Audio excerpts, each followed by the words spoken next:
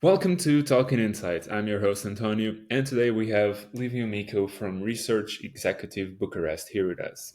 Today we'll be talking about labels, natural, eco, green, organic, all that, and how all those product labels are catching serious attention from the consumers, especially in the UK and Greece. There's some new legislations in the EU regarding these matters of sustainability and how to promote the new products in the markets to be repairable and to have real incentives for people to learn how to do it. Liviu and his colleague Madalena created a study on these two countries and how the consumer perceive these labels of products. Stick around. Honestly, I really hope you enjoy and learn something new on this episode.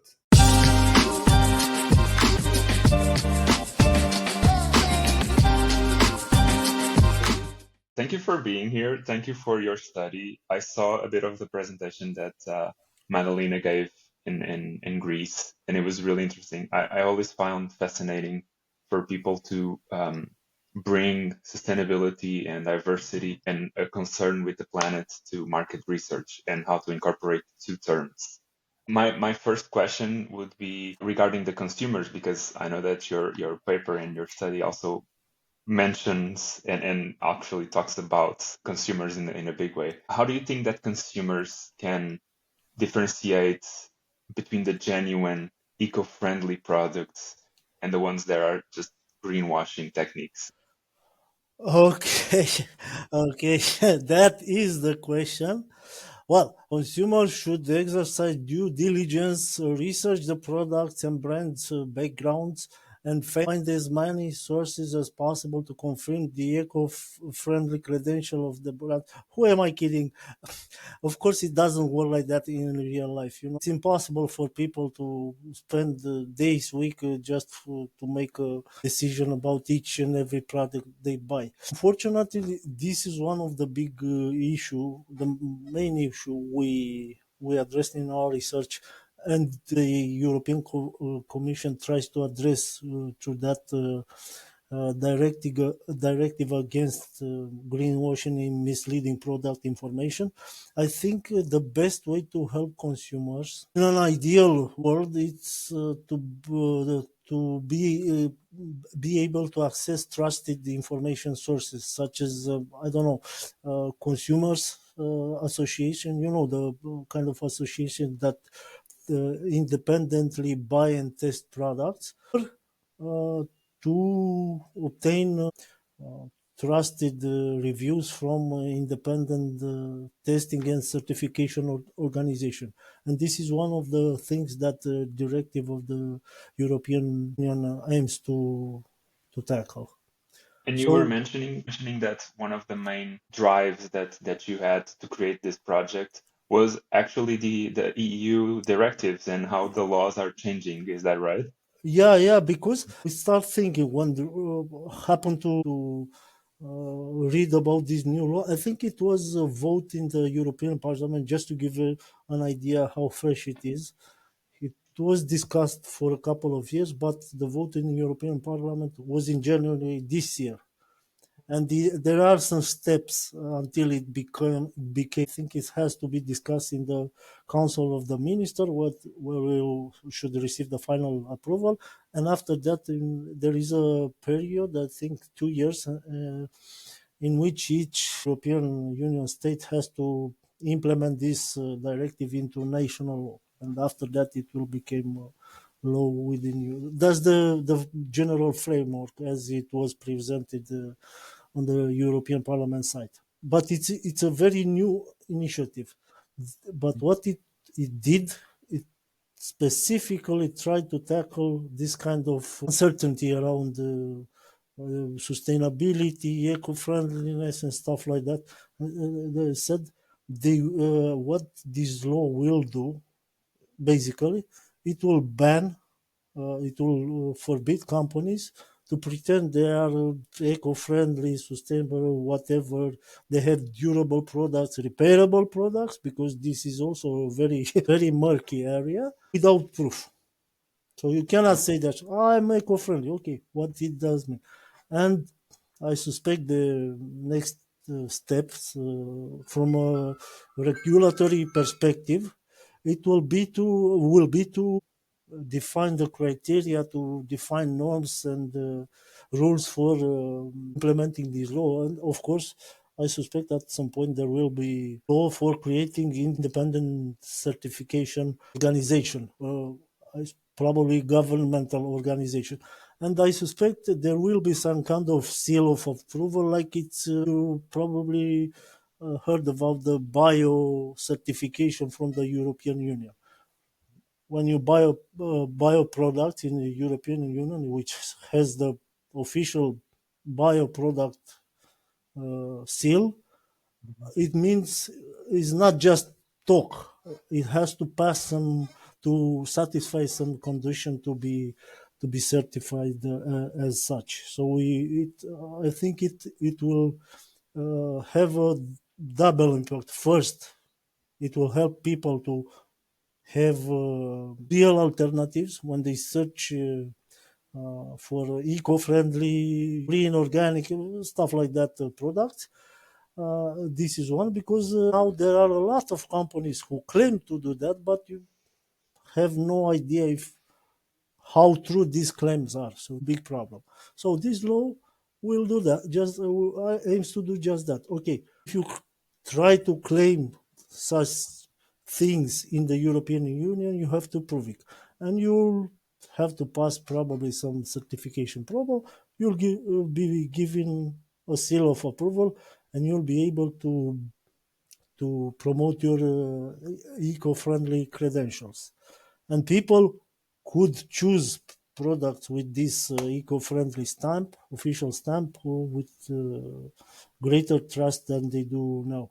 Because this is another issue, I think. I'm sure there are some really genuine eco-friendly brands, but they are drowned in the sea of claims. And I'm convinced there are also a lot of quite dishonest brands which just do the claim part, but they don't do anything really to make sure their products are more friendlier to the environment, I'm sure of that. Yeah, or repairable, or durable, or whatever the claims are. So the dishonesty. Yeah, I mean, yeah, it's yeah, so easy to just say and not yeah. do. It's That's because it doesn't cost anything.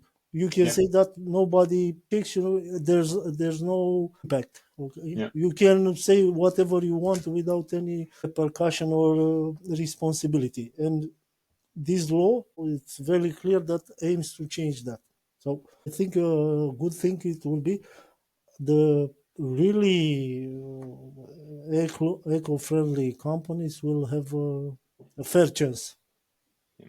And the But fact that you're doing these studies and these types of projects almost like affects the way that we do these laws as well. Like I can imagine that oh, showcasing that the customers want certain things and not other things kind of affects the way that some people perceive the laws, right? I'd like to hope so. We do it just for because we are passionate about the chapters, and it was an interesting subject to showcase because it's.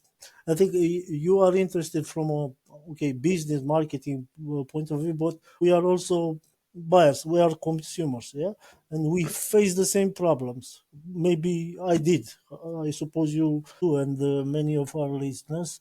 When you try to, I'm willing to pay more because that's what many people said in both UK and English. Uh, Yeah. they look usually many try to look for a more eco-friendly, sustainable, or green, or organic, or whatever brands. Also, if they have option, they will buy an versus a regular product. They will buy the eco-friendlier one. Many of them are willing to pay more, to pay a premium. Some of them, a small minority, but they are willing to pay huge premium, over 50%, which is quite a lot. But in the end, you risk at the time being, because there's no way to prove it, which brand is the eco-friendliest, or at least which brand satisfy the minimum threshold of eco-friendliness. You're willing to spend your money in vain. So we hope this will help in raising awareness. The law was before we did it. We did the survey, so it's clear the European legislator, the European members of Parliament knew about this issue. There was a lot of thinking around this law. I don't think it came very easily, but we hope to play at least a small part in it. We proved that yes, there is. This law didn't came out of nothing, out of the thin air. There is real interest for eco-friendly. Or another part we tackle. You probably noticed. I came back very often to the durable and repairable products Mhm. because durability has a two-way advantage. It's also durable product. It's usually associated, if not always, with quality because it to last longer. It's supposed to be built better, yeah, and Mhm. also it's a good thing for the environment, for the planet, because durable product will be replaced later. It will last longer, and so will generate a lot less waste. And Do you we are, think yeah, we regarding sorry. no, no, go ahead, go ahead. I mean, what category of products we treated around durability and repairability here were in principle electronics, yeah, portable computing device like okay, smartphone, laptop, computer, and so on. The other types of consumer electronic household, like I don't know, TV, your gaming console, audio system, and stuff like that, and the appliances, both small and large appliances, which are generating a lot of waste, solid waste, and combined with electronic waste, so there's a lot of it. Durability and repairability could help us to reduce the amount of waste, and of course to use a lot less resources than just throwing them after a couple of years and buy some new ones. So it's interconnected with this kind of eco-friendliness, just is from a slightly different angle, more or less on the same I page. was I was thinking where you were talking about the durability and repairability specifically. Because from my understanding, like you can change the way that the products are made, and you Yeah, can. In recent years, we see like all these, I don't know, these prototypes of phones with like the batteries are again. You can change the yeah, batteries again. Like it's the same thing that we did like I don't know 10, yeah, 15 years ago. Like you yeah, could yeah, remove the battery and just swap it for a new one, yeah, and now they are like doing like these new prototypes as like this new big thing. yeah. But it kind of reminds me that it's not always the products, because you also have to understand how to do it, and you also have to know how to do Exactly, it. So you have exactly, to learn how to do that. It's not just a product evolving, right? exactly. And just to point out that you somehow stepped on the problem. This law is also tackling this kind. This is not on the greenwashing. It's on the misleading product information section. But it's, as I said, repairability and durability are, I think, are enhancing the eco-friendliness of consumer products. So one of the issue was, okay, you cannot claim a product is repairable when in fact is not in practical terms. What that does mean? Okay, you can repair it in theory, but if you don't have access to instruction, yeah, how to do it, if you don't have access to spare parts, or the spare parts are expensive like hell, you cannot claim anymore that the product is repairable. So this is you kind of guessed what one of the issues this directive is trying to address. Because right now a Yeah, bunch of the products are kind of repairable, right? Like are kind you, of, yeah, but but it's okay, so difficult for the general public and the general audience to do it that they're basically not repairable at all. or they cost. This is Or part they, of yeah, the, they're yeah, the expensive. Yeah. plan of obsolescence. If it's costing so much, I don't know, to repair a product, it costs 80% like a new one. Yeah. Why you're gonna throw it and buy the new generation? Yeah, and also it's relating to the it's not just about the physical product, the hardware. It's also about the software, because in the modern world, more and more devices, including appliances, have an important software part. So it's forbidden. A new directive will forbid to promote software updates. To give you an example, a practical example related to smartphones, but not just smartphones, to a lot of electronic devices. You will not be able to promote software updates as mandatory if they don't address critical issues like functionality or security issues.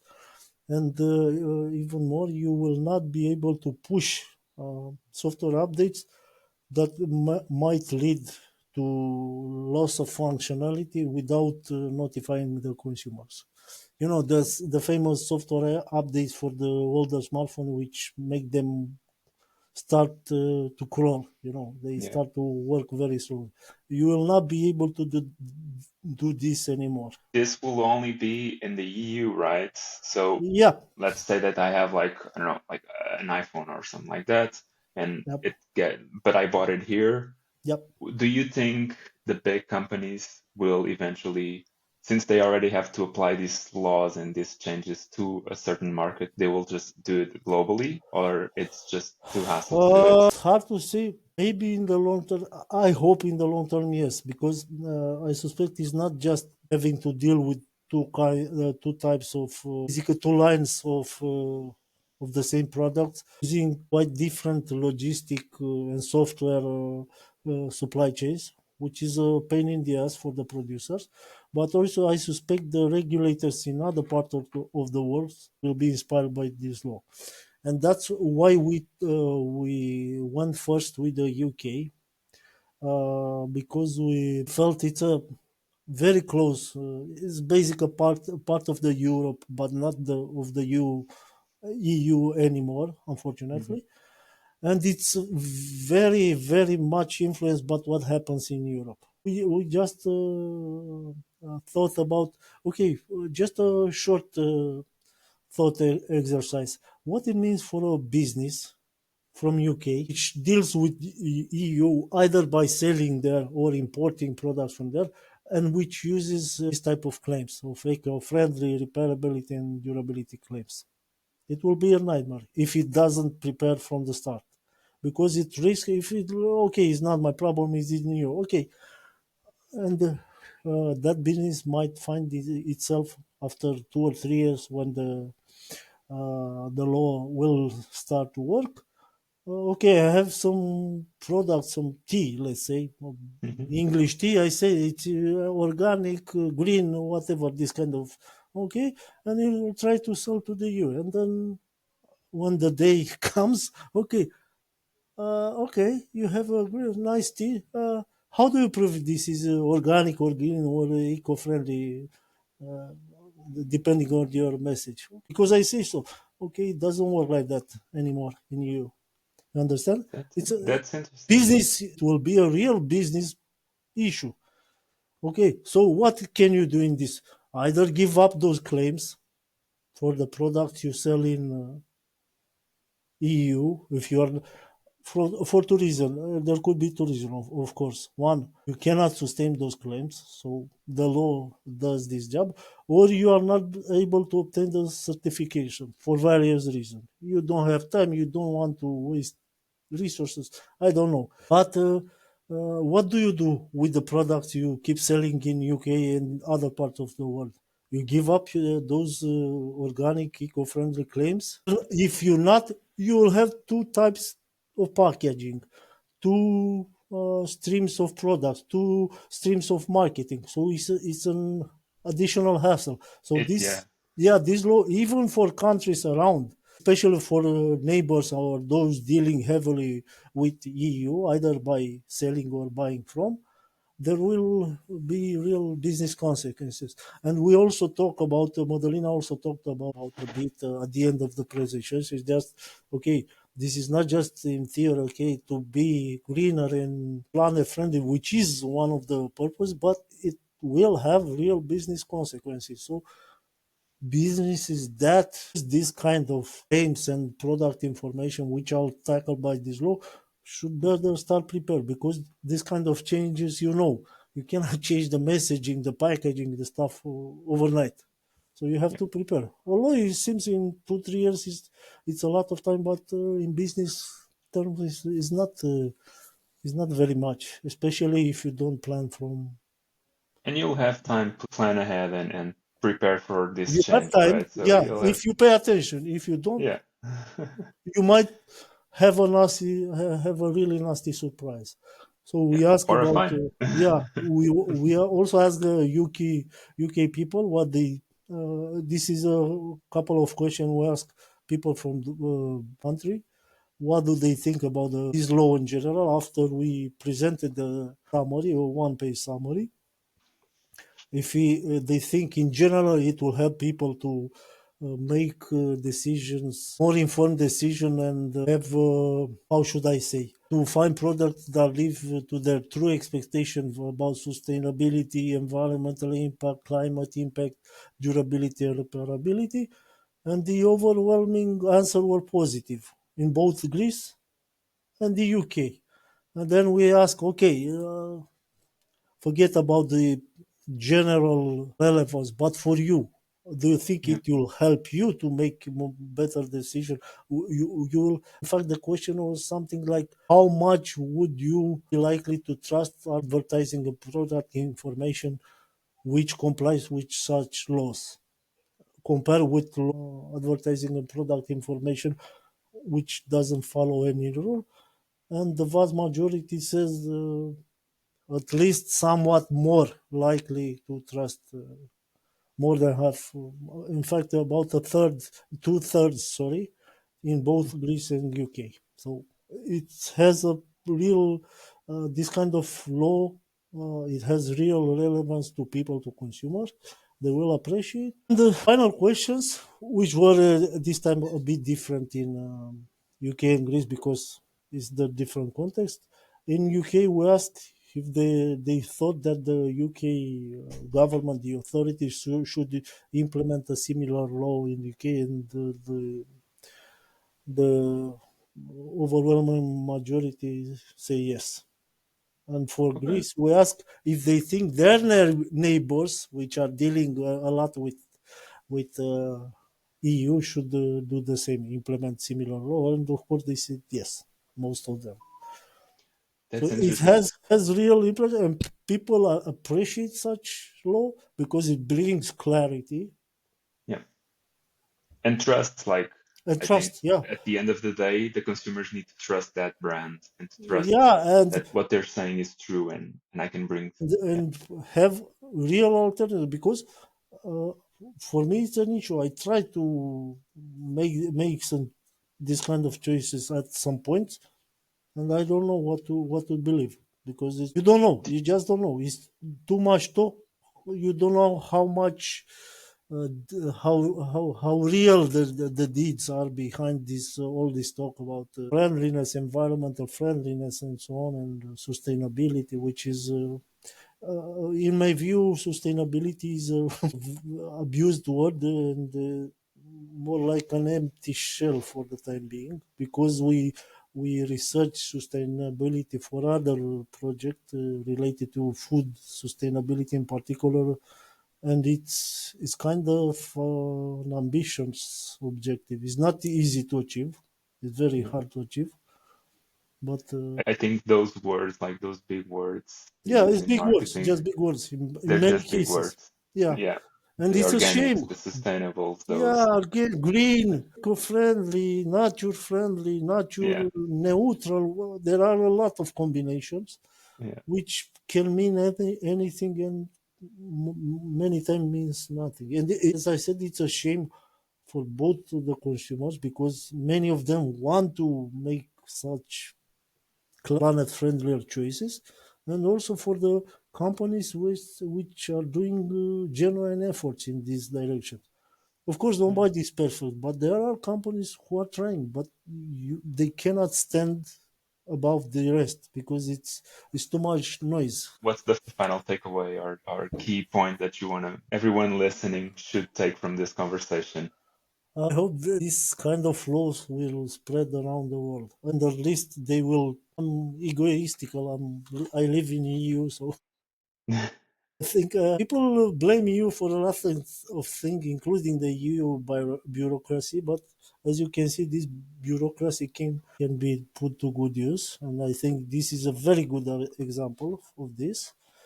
And I hope this law will came into fruition as soon as possible. Help me to make better choice. Help other people to make better choice, properly informed choices, and also to, as I said, to help the brands which did real efforts in these areas, and they deserve, because it's one way to do it and one way just to brag about it but do nothing. So, and That's as right. I said, regardless of their real credential, every business which has this kind of claim should start to look for this the law, this directive, and start to make a contingency plan, because it could be a surprise for those who don't prepare.